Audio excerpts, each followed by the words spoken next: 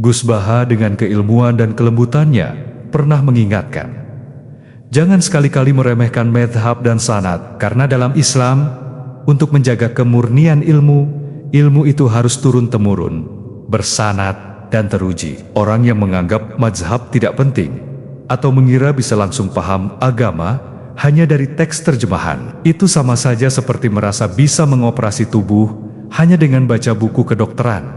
Bahaya. Islam itu tidak liar, tapi tertib, dan mazhab serta sanad adalah pagar agar kita tidak tersesat dalam kesombongan berpikir. Bahkan kalau di kitab Sirah Nabawiyah itu mulai Yaman kuno itu sudah ada diskusi Nabi akhir zaman. Nah, Ka'bul Akbar ini orang yang agak sembrono. Dia itu kitab yang dibaca itu Taurat, dan dia masyhur itu kan Al-Hadis Susani an Yasar bin Atha an Ka'bil Akbar saat terusnya ila sifron wahidan karena yaktimu wa idkhiluhus sunduk. Ka'bul Akbar itu menangi kanjeng Nabi, tapi dia hanya punya dua data, maulidu bi Makkah wa hijratuhu Madinah. Lah dia data yang dia baca wa sultanuhu bisyam. Sentral Islam nanti itu di Syam. Lah Ka'bul Akbar itu tidak menangi kemenangan Syam. Rasulullah itu tidak menangi kemenangan Syam. Sehingga cara dia data ini kurang satu.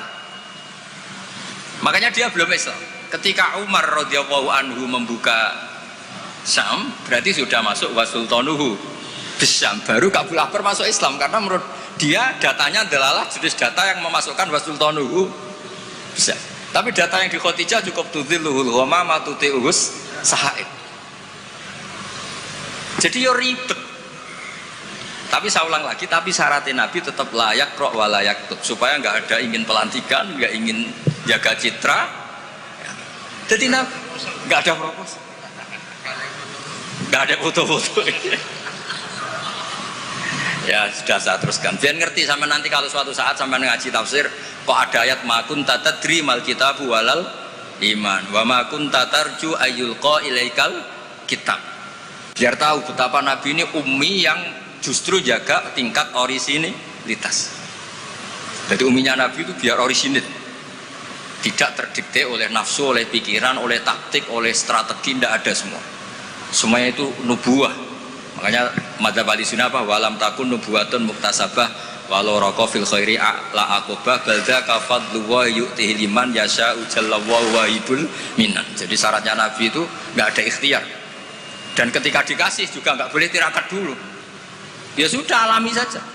Lho Nabi teng Gua Hira niku mboten tirakat kok jenengan mute mboten nggih sangu. Sangu bekal. Sehingga mboten rokokan. Ora kowe bekal terus ape tafakur go rokok sak pes. Kok sudah tutut delok langit jare tafakur. Wah ribet go kopi sak tremos, go mie sak kerdus mboten ngoten. Ya tahannas, wa yatazawwad. Yatazawwad itu betul apa? Bekal. Betul sah. Kon kula terusno nggih. Engko sing takok mun mboten wani Mbak Idris sing aman. Fa inna kullu mubtadi'in wa dhalin yafamu ahkamu al-batilah minal kitabi was sunnah. Awal dari kesesatan adalah orang langsung mengambil dari Quran dan sunnah, tidak mengikuti panduannya ulama. Kayak tadi misalnya ngambil Quran toh wa antas mau bainal ukhtain. Yang haram itu hanya jamu bainal ukhtain, yang lainnya ya enggak disebut di Quran, ya gendeng bareng. Walhal annahu la yuhni minal haqqi syai'a. Cara ngambil Quran tanpa ulama itu tidak bisa mendapatkan kebenaran sama sekali. Lah ini yang hebatnya Mbah Hasyim untuk solusi Indonesia. Wala yajibu alal ami iltizamu madzhabin fi kulli hadisatin. Tidak harus orang banyak itu mengikuti madhab tertentu. Walawil tazama madhaban muayyanan kama madhabi Syafi'i rahimahullah la yajibu ali al-istimrar. Ketika sudah bermadhab Syafi'i tidak harus dia selalu Syafi'i. Bal yajuzu lawul intiqal ila ghairi madhabi, dia boleh intiqalul madhab. Ini yang dipakai Mbah Mun, yang dipakai guru-guru kita. Dulu Ki Hamid semuanya ya kalau ada kejadian biasanya juga intiqal apa? Madhab. Yang masyhur ya Imam Syafi'i mengatakan intiqadu wujuhil lamis wal malmus, yang megang maupun yang dipegang batal. Oke, dalam kondisi normal seperti itu, tapi nanti setelah tawaf dong ikuti mazhab nopo Maliki bahwa menyentuh perempuan asal tidak syahwat itu ndak batal. Ada yang bilang wes pokoknya nggak batal, catatan ndak syahwat kayaknya ada keberatan itu. Tapi itu artinya intikal. Masjid juga gitu. Saya sering ditanya orang, Mbak Idris itu masjid di kampung-kampung itu kan mau ditingkat. Bekas tanah itu wong dikai ora gelem mergo tanah wakaf. Nah agak dibuat ngelumbruk. Bekas bangunannya nek dirubono ngelumbruk. Dibuat ra oleh tanah wakaf, nak dibaro di situ ngelumbruk.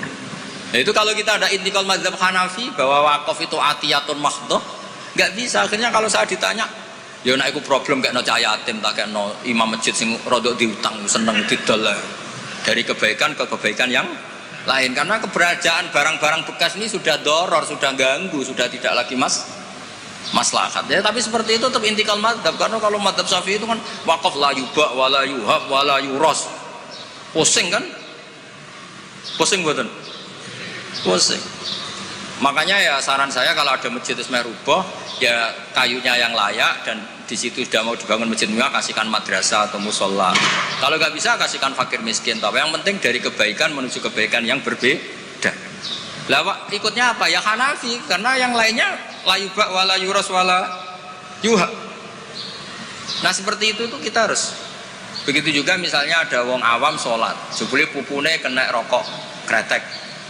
Bar sholat lagi roh nak pupune kebuka sah bolongannya rokok. Itu harus intikal madzhab meskipun badal amal. Jadi misalnya nanti juga diterangkan di kitab ini. Ono wong awam, saya ulang lagi, ono wong awam bar nyaponi kandang ayam, setelah sholat ke susu ternyata di sini ada teleknya apa? Ayam. Nah, kalau dia disuruh iada kan keberatan. Ngurah potongan wali kan baleni sholat itu kan keberatan. Wong kiai dhewe nek kon iada keberatan apa meneh. Nah itu harus dibilangin. Sudah tidak usah iada tapi jangan ulang lagi. Ngikuti madzhab Imam Royani kalau Rasul Makul tohir. Tapi baleni neh, tapi sakit amun baleni malih. Itu sudah biasa. Jadi boleh intikal madzhab walau ba'dal amal, meskipun setelah dilakukan. Kan dia intikal itu setelah amal. Nanti juga dibahas di sini, nanti tak teruskan. Ya jelas ya, wala yajibu alal ami iltizamu madzhabin fi kulli hadisatin. Nah, terus wal ami alladzi lam yakun lahu nazarun wastidlalun wa lam yaqra kitaban fi furil madzhab idza qala ana syafi'un lam yu'tabar hadza kadzalik bi mujarradil qaul. Wa qila idzal tazamal ami madzhaban muayyanan yalzamul istimrar alaihi li annahu itaqada annal madzhab alladzi intasaba ilaihi wal haq fa alail wafa bi mujabi itiqadi. Tapi niku mboten populer. Lah niki walil muqallidi taqlidu ghairi imamihi fi hadisatin. Seorang muqallid boleh ngikuti mazhab selain imamnya dalam satu peristiwa tertentu. Falahu ayuqallida imaman fi sholati dzuhri masalan wa yuqallidu imaman akhar fi sholatil asri. Lah terus beliau ngendikan wa taqlidu ba'dal amali jaizun. Taklid setelah melakukan amal itu boleh. Falau sholla syafi'iyun dzanna sihhata sholatihi ala madhabi summa tabayyana butlanuha fi madhabihi wasihhatuha ala madhabi ghairihi falahu taqliduhu wa yaktafi bitilkas sholat. Enteng ya. Jadi misalnya saya Syafi'i goblok misalnya. Saya orang Syafi'i yang goblok, berkeyakinan kalau sholat ono tletonge sapi itu batal. Lalah bar sholat terbukti basarung saya ada teletong sapi. Berarti kan saya meyakini sholat saya tidak sah. Terus ketemu Mbak Idris, serapopo cara madzhab beliau. Lah ini saya nggak perlu iadah, meskipun badal amal. Cocok ya? Loh, buat ini dawe bahasa, buatan dawe itu. Loh, buatan sama Arab percaya sinaun ini mana nih, geng? Ngungkul mau narik kalau sinaun nih kok kita beli. Gampang kan? Jadi taklid badal amal itu boleh. Jadi misalnya ada lego tanah wakaf yang maslahat. Kadang-kadang kan ada posisi masjid yang zaman Sunan siapa itu strategi, tahu-tahu kegerus zaman di situ tuh sangat nggak strategi sehingga ini mati masjid ini. Terus keputusan masyarakat situ masjid dipindah. Mau tidak mau disentikal madzhab Hanafi. Cuma jangan juga yang beli ini orang fasik atau menjadi tempat maksiat. Jangan. Misalnya dari masjid menjadi madrasah atau menjadi musola atau jadi rumahnya orang soleh. Pokoknya jangan ke adna. Kata Imam Subki, boleh merubah wakaf syukur-syukur ila a'la. Sementing jangan ke maksiat. Karena mau dipertahankan sudah tidak mungkin. Misalnya tadi perkampungannya pindah, orang sudah tidak ke situ. Terus barokah perubahan zaman, Islam trennya ada di situ lagi, itu kan ruwet. Nah, tanahnya jadi tol, misalnya terpaksa seperti itu, mau tidak mau. Kalau enggak dianggap melawan negara kan ya ribet. Nah, itu kalau enggak ada mazhab Hanafi yang nganggap wakaf itu atiyatun mahdhah, lihat di Mizan Kubro. Ya sudah, terserah nazir yang sekarang masalahnya kayak apa. Itu kan banyak, saya tuh sampai bosen ditanya kiai-kiai kampung gitu. Rata-rata ya antara kiai kolot mbak kiai modern. Biasanya lazim sing modern ora iso ngaji, benane perubahan. Sing iso ngaji ora pati luwes. Ribet ngadepi wong kotok mbek wong modern. Tapi enaknya masyarakat tuh kalau ada orang terkenal alim rada diwedeni, rada lumayan lah. Ya barokah iku kan nak takok sing jawab aku rada wedi. Jadi terkenal tidak untuk hadzun nafsi tapi untuk mempersempit konflik. Jadi karena hukum ya, saya ulang lagi, hukum itu kadang itu tidak objektif. Saya beri contoh ya, sama nggak usah tersinggung. Madzhab Syafi'i yang mengharuskan Jumatan orang 40, ya, itu juga dikritik oleh Fathul Mu'in. Tidak usah saya, Fathul Mu'in pun kritik. Kritiknya gini, kalau ada orang berpikiran harus iqamatul Jum'ah walau biduni arba'in harus diikuti. Bahwa qawiyun pendapat itu juga kuat, sebagaimana katanya Imam Bulkini. Orang yang latihan jadi kiai, yang latihan dakwah, syarat 40 itu aneh. Loh, kamu kan hidup di Pasuruan, sudah kota santri. Coba kalau kamu hidup di daerah Samin, wong sing gelem Jumatan, wong 10 kok mbok syaratno 40. Jadi agama itu juga diuji di lapangan, jangan nuruti khayal ideal. Imam kudu macane faseng, wong sing dadi imam wong iku. Sing gelem ya wong iku. Isane ya mok ngene iku. Mbok yo wong ku mikir aja bayangno donya iku ideal. Zaman neng Mekah Nabi diuji wong kafir, neng Madinah diuji wong munafik, padahal ditunggoni Sayyidul Khalqi. Iku pelajaran nak donya iki ngono iku ruwet. Dipimpin wong paling sempurna ya ono wae masalah. Pemene mbok pimpin kon, kowe wis masalah. Wis ora usah masyarakat kon dhewe wis masalah. Wis go masalah. Lho, saya pernah ditanya. Terus orang yang tidak peneliti itu biasanya membayangkan nggak 40 itu orang di pedalaman Pasuruan, di Bromo, di Tengger, di daerah-daerah gitu. Itu juga keliru. Sebetulnya yang potensi nggak 40 malah Islam kota.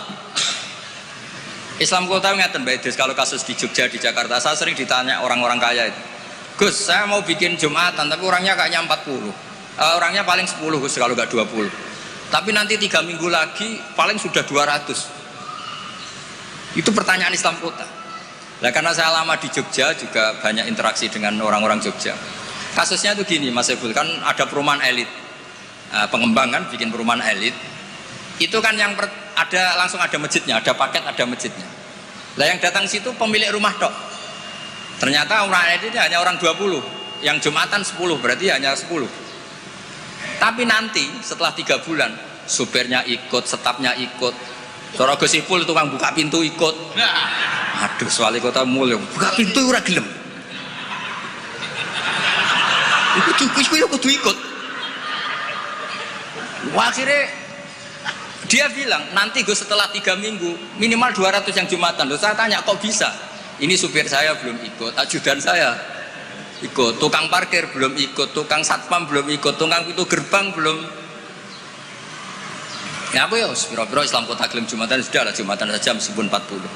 Sama lihat di kitab Tadhkirun Nas, karangan seorang Habib itu kitab Tadhkirun Nas. Cari di Anah, cari di semua kitab madzhab Syafi'i mesti ngendikan syarat arba'in itu syarat ideal. Karena ngendikan Imam Syafi'i kalau orang 40 itu pasti salah satunya wali. Imam Syafi'i tidak menangis, saiki kumpul seulah kaya ngene kira mesti ana waline. Iya kan?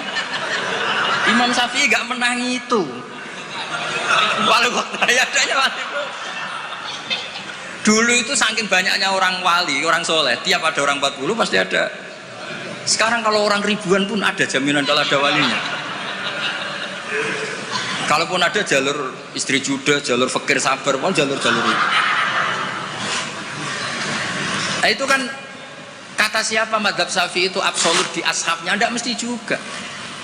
Karena di level lapangan itu beda di level khayal ideal. Kalau khayal ideal inginnya imam yang terbaik. Paham ya? Afqahuhum yang paling ahli baca, afqahuhum yang paling ahli fikih, asanuhum yang paling senior. Terakhir malah berat lagi, wa imamu qaumin wa hum lahu radun.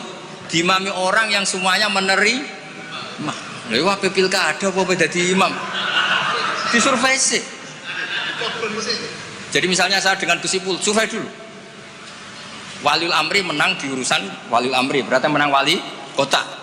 Kalau Aklam kayaknya menang saya misalnya, ribet kan? Akhirnya kan poinnya 1 banding. Nah, tinggal poin terakhir wa imamu qaumin wa hum lahu radun, konsensus kan? Ah, polling dulu. Polling dulu menang wali kota kan bisa bayar dulu.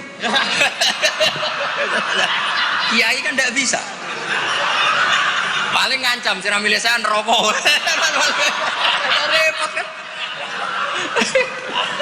Kan repot jadi. Tapi nyatanya ini cerita, nyatanya di tradisi guru-guru kita tidak seperti itu. Banyak Sayyid Muhammad tuh terkenal, beliau juga sering jadi makmum. Banyak wali-wali top yang kalau sholat kersane jadi makmum, yang jadi imam ya sering, jadi makmum ya sering. Akhirnya orang terus ya legowo saja, ya sendi sing gampang, gak usah repot. Karena syarat yang didhawuhna Nabi itu aqra'uhum afqahuhum itu syarat ideal, tapi syarat saya shollu khalfa man qala la ilaha illallah. Nah, ini pentingnya ngaji ini ya kembali ke ahli sunnah wal jamaah. Lah nek semacammu ngono kowe ngaku ahli sunnah lah. Nah ora iso kecangkeman temen-temen ngaji ku ya angel. Paham ya, terus taklid ba'dal amal tubuh boleh. Misalnya Ka'bah juga gitu. Masyhur itu kemarin Mbah Mun sering duka. Tanya Mbak Idris, banyak lagi ya yang ngerti dukane Mbah Mun ketika kiblat mau diluruskan. Mbah Mun kan duka. Dukane karena nanti kalau kiblat diluruskan sesuai jam dalil atau sesuai yaum marosdil apa? Kiblat. Itu akan menjadi orang menyalahkan orang-orang dulu karena banyak masjid wali ketika dicek, dihitung lagi nggak pas. Akhirnya kalau kamu membenarkan itu menyalahkan wali. Tapi kalau anti teori itu kamu anti ilmiah, kan ya jadi repot. Terus saya termasuk orang yang dimintai pendapat, termasuk Gus Yofur sampai situ sama Suriah Jawa Tengah, Mbah Mun ngendikan. Terus saya nyari takbir di Tafsir Munir, sampean cari di Fawalu Wujuhakum Syatral Masjidil Haram. Itu di situ kata Ibnu Abbas, Al-Ka'bah kiblatun li ahlil masjid wal masjid kiblatun li ahlil haram wal haram kiblatun li ahlil masyriq wal maghrib. Karena kalau Ka'bah kudu persis, mereka juga gak mikir. Yang ngomong-ngomong persis itu tak pikir ya ora mikir. Begini gak mikirnya. Ndak, ini nyata. Ka'bah itu misalnya luasnya segini. Kan Ka'bah itu kan 16 kali 18 Gus Ibul. Terkenalnya Ka'bah itu 16 kali 18. Anggap saja 18 meter lah luasnya itu. Berarti semua masjid harus pas 18 meter. Iya kan? Ka'bah itu kan luasnya 18 meter, berarti luas masjid maksimal harus 18 meter. Sekali masjid kamu 20 meter, yang ujung sana madep mana tuh? Mesle kan? Lah ya kan, misalnya ini Ka'bah, ini tak contohkan di tengah. Ini Ka'bah, terus kamu sholat di sini, berarti ya luasnya harus luas ini. Sekali kamu di sini, madep kiblat, kan nggak kena Ka'bah sama sekali. Kalau ingin berarti bentuk masjid harus cekung. Iya kan, mau tidak mau. Kalau ingin ke titik ini semua masjid harus apa? Cekung.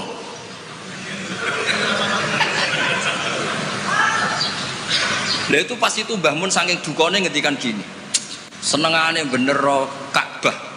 Rumangsamu sing wajib madhep Ka'bah iku mok wong salat tok. Wong mati wajib madhep Ka'bah iku keduki kabeh. Sampai gitu. Betul. Saking dukane Mbah Mun. Memangnya yang wajib madhep kiblat itu hanya salat. Orang yang mati pun harus madhep Ka'bah. Keduun kabeh. Iku cek versi kaul kodim kabeh. Ya ini cerita aja, gak usah dilebokno hati, tapi ini ilmu ya. Jadi sampean biar rileks. Jadi beragama itu yang rileks karena inna hadzina matinun. Agama ini sudah sudah kuat. Mboten kuat seputih, ditunggoni Rasulullah sallallahu alaihi wasallam jelas hebat. Ditunggoni sahabat yo mlaku. Ditunggoni wali songo sing wonge pinter-pinter yo mlaku. Yo ditunggoni mudin yo mlaku. Ditunggoni kiai proposal yo mlaku. Ditunggoni kiai sertifikasi yo. Nah, itu yang hebat bukan kiainya, karena agama ini dijaga Allah Subhanahu wa taala. Mulane kalau kan dadi kiai khusuk teman-teman mboten purun. Rugi. Agama wis dijaga pangeran. Kalau khusuk ora khusuk, bahkan saya jatuh sekalipun hadzin tetap matinun. Yang jatuh paling seorang bukan hadzin. Mulane kalau kiai wis wantes. Terus cara bapak ngoten. Kiai tenanan goblok-goblok kiai. Kok saged Pak? Lho inal huda wala apa tenanan suwe mulang ya mulang. Suwe mulang ya mulang. Mbah Mun ngandani saya juga gitu. Kowe nak mulang wis mulang ae, aja geman kepengin nginterno santri, demen kecewa. Wong kula mulang mulai dhisik nganti saiki sing goblok ya pancet goblok. Lah sing bakat pinter mboten kula ulang lah ya wis pinter. Lah ini prestasine kiai ning ndi ya ora. Ya ikhlas niku, malah agar sekali gak ikhlas wis gak duwe prestasi. Jadi monggo matur kula niku agama iku matin itu kuat. Nggih ngoten niki cara kula niku pertanyaan sing dimun disimpen wae terserah jenengan, tapi wis kadung dipersiapno nggih satu saja supaya enggak ganggu keinginan. Nek kakean wau sakake sing takok Gus kemungkinane tadi. Assalamualaikum warahmatullahi wabarakatuh.